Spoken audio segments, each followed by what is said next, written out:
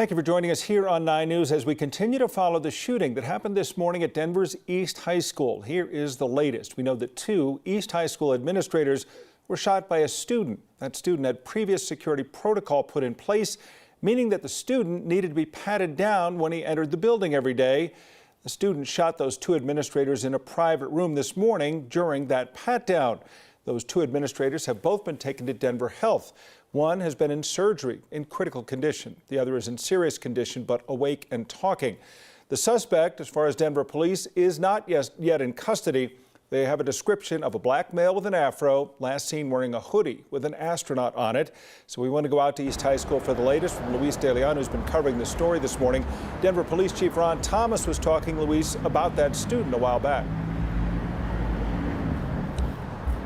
He was, Tom, and there's been a lot of questions around how that school safety pat-down plan exactly works. The district said that it really varies from student to student, but they really would not elaborate much during their update to local news outlets earlier today. As for that shooting itself, that incident that happened inside the school, Mayor Hancock actually said that there were actually paramedics already inside of the building at the time because they were responding to a different call that happened to do with an allergic reaction, and so he was hopeful that that immediate response would help with that condition. As for the pat-down process, though, here's how Chief Thomas described that.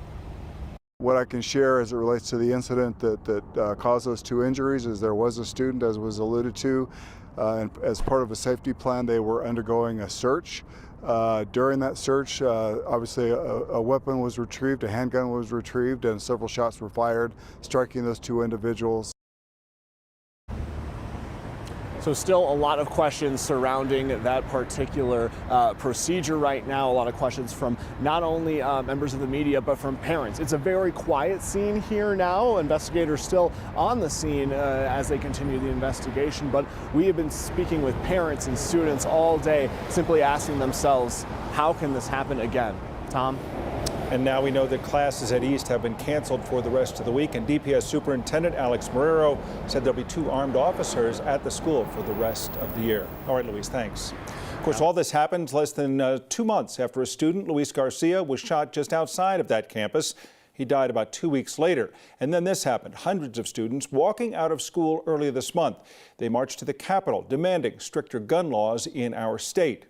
Colorado's Governor Jared Polis today saying our students should and must be able to attend school without fear for their safety. Their parents deserve the peace of mind that their children are safe in classrooms and that teachers should be able to work safely and without harm. We also reflect that today is the anniversary of the Boulder King super shooting that did happen on March 22nd of 2021, 2 years ago today. Again, at this point, Denver police say they are still looking for the shooter. He is a student at East High School, described as a black male with an afro and last seen wearing a hoodie with an astronaut on it. Of course, we continue to follow the shooting, and we'll do so throughout the day here on 9 News.